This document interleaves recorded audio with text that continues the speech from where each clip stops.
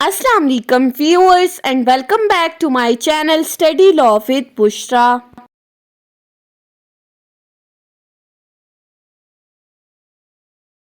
So we were discussing Civil Procedure Code 1908. We have discussed up till Order 14. In this video we are going to discuss Order 15 of CPC. But before starting the discussion, I request you all to please subscribe to my channel and don't forget to press the bell icon for latest updates.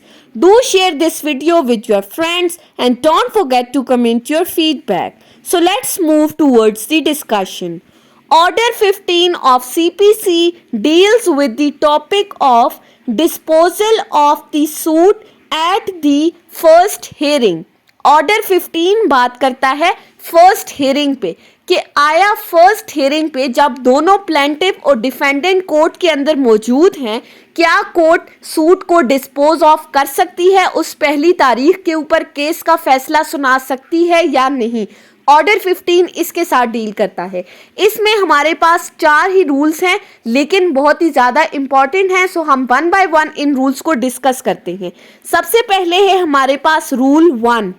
Rule 1 बात करता है parties not at issues, कि parties के दरमियान कोई issues है ही नहीं, कोई डिस्प्यूट है ही नहीं। Where at the first hearing of the suit, it appears that the parties are not at issue on question of the law or fact, the court may at once pronounce the judgment. जहां पर suit की पहली hearing पे ये सामने नजर आता है, ये चीज़ वाज़ेह है कि दोनों पार्टीज के दरमियान कोई डिस्प्यूट है ही नहीं, चाहे वो इश्यूज ऑफ फैक्ट से रिलेटेड है या इश्यूज ऑफ लॉ से रिलेटेड है। यानी कि एक पार्टी एजर्ट कर रही है, दूसरी पार्टी डिनाई करने के बजाय उस चीज़ को एक्सेप्ट कर रही है, उसने उस चीज़ को तस्लीम कर दिया, तो पार्टीज के दरमियान कोई डिस्प्यूट ही अराइज नहीं हो रहा। तो जहां पर डिस्प्यूट नहीं है, so there is no need of the framing of the issues, तो कोर्ट एट वंस क्या करेगी, जजमेंट प्रोनाउंस कर देगी। नेक्स्ट है हमारे पास रूल 2। रूल 2 बात करता है one of the several defendants not at issues, कि जहां पर एक से ज्यादा डिफेंडेंट्स है और उनमें से किसी एक के दरमियान इशू नहीं है, डिस्प्यूट नहीं है, तो फिर क्या होगा, where there are more defendants than one and any one of the defendant is not at issue with the plaintiff on any question of the law or fact, the court may at once pronounce the judgment for or against the defendant and the suit shall proceed only against the other defendant। कि जहां पर एक suit के अंदर एक plaintiff है और एक से ज्यादा डिफेंडेंट है, D1, D2 या D3। अब इन तीनों डिफेंडेंट में से जो लेट सपोज D3 है, जो डिफेंडेंट नंबर 3 है, उसका प्लेंटिफ के साथ किसी भी तरह का कोई भी इशू नहीं है, कोई भी डिस्प्यूट नहीं है। सो जहां पर एक डिफेंडेंट का प्लेंटिफ के अगेंस्ट कोई इशू ही अराइज नहीं हो रहा, उसने उस चीज को एक्सेप्ट कर लिया जो प्लेंटिफ क्लेम कर रहा है, सो स्ट्रेट अवे कोर्ट क्या करेगी, इस डिफेंडेंट के अगेंस्ट वो जजमेंट प्रोनाउंस कर देगी। और जो बाकी के डिफेंडेंट्स हैं उसी सूट के अंदर, उनके खिलाफ फिर केस बाकायदा चलेगा, एविडेंसेस रिकॉर्ड होंगे, पार्टीज आएंगी, विटनेसेस आएंगे और फिर उसके बाद फैसला सुनाया जाएगा। लेकिन रूल 2 क्या कह रहा है कि जहां पर एक से ज्यादा डिफेंडेंट है और एक डिफेंडेंट का प्लेंटिफ के अगेंस्ट कोई इशू नहीं है, तो first hearing of the suit पे कोर्ट सूट को डिस्पोज ऑफ कर सकती है, उस केस का फैसला सुना सकती है। सिंपल सा था। उसके बाद आ जाते हैं रूल 3 के ऊपर। रूल 3 बात करता है पार्टीज एट इश्यूज, कि जहां पर पार्टीज के दरमियान इश्यूज हैं, पार्टीज के दरमियान डिस्प्यूट अराइज हो रहा है, तो फिर क्या होगा, where the parties are at issue on some question of the law or fact and issues have been framed by the court as herein before the provided, कि जहां पर पार्टीज के दरमियान जो प्लेंटिफ और डिफेंडेंट हैं, जो सूट की पार्टीज हैं, उनके दरमियान इश्यूज अराइज हो रहे हैं किसी क्वेश्चन ऑफ द लॉ के ऊपर या क्वेश्चन ऑफ द फैक्ट के ऊपर, और इन इश्यूज को ऑलरेडी कोर्ट फ्रेम कर चुकी है बिल्कुल उसी तरीकाकार के मुताबिक जो हमने ऑर्डर 14 में पढ़े हैं।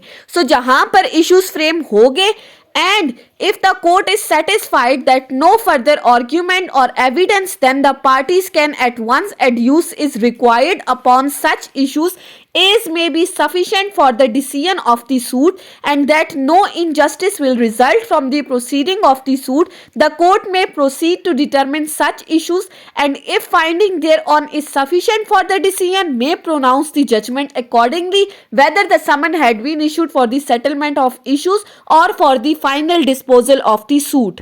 अब इसमें कहा जा रहा है कि अगर पार्टीज के दरमियान इश्यूज हैं और कोर्ट ने इश्यूज भी फ्रेम कर लिए हैं, लेकिन कोर्ट को ये लगता है कि फर्दर आर्ग्यूमेंट या एविडेंस की जरूरत नहीं है, अगर ऑन द स्पॉट पार्टीज कोई एविडेंस प्रोवाइड कर रही हैं और इस एविडेंस की बेसिस पे केस को डिस्पोज ऑफ किया जा सकता है, तो फिर कोर्ट उन एविडेंस के ऊपर केस को डिस्पोज ऑफ कर सकती है, बजाय इसके कि वो पार्टीज को कहे कि भाई अपने एविडेंसेस लेकर आओ, बाकायदा आर्ग्यूमेंट्स हो। अगर तो ऑन द स्पॉट वो कुछ उनसे क्वेश्चन आंसर कर रही है और उसके थ्रू केस को डिस्पोज ऑफ किया जा सकता है, तो कोर्ट ऐसा कर सकती है।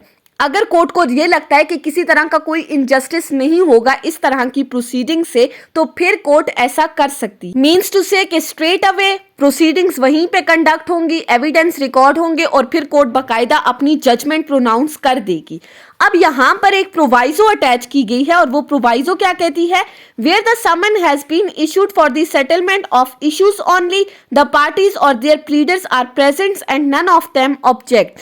अब यहाँ पर समन की बात की गई है। अब कुछ समन इशू किए जाते हैं सेटलमेंट ऑफ द डिस्प्यूट के लिए और कुछ इशू किए जाते हैं for the final disposal of the suit, जो हम ऑर्डर 5 में डिस्कस कर चुके हैं। अगर तो समन इशू किए गए थे सेटलमेंट ऑफ इश्यूज के लिए और कोर्ट क्या करती है, वो केस को डिस्पोज ऑफ करने के लिए प्रोसीडिंग्स कंडक्ट करती है और दूसरी पार्टी कोर्ट में मौजूद है, वो कोई भी ऑब्जेक्शन नहीं कर रही, तो फिर ऐसा किया जा सकता है।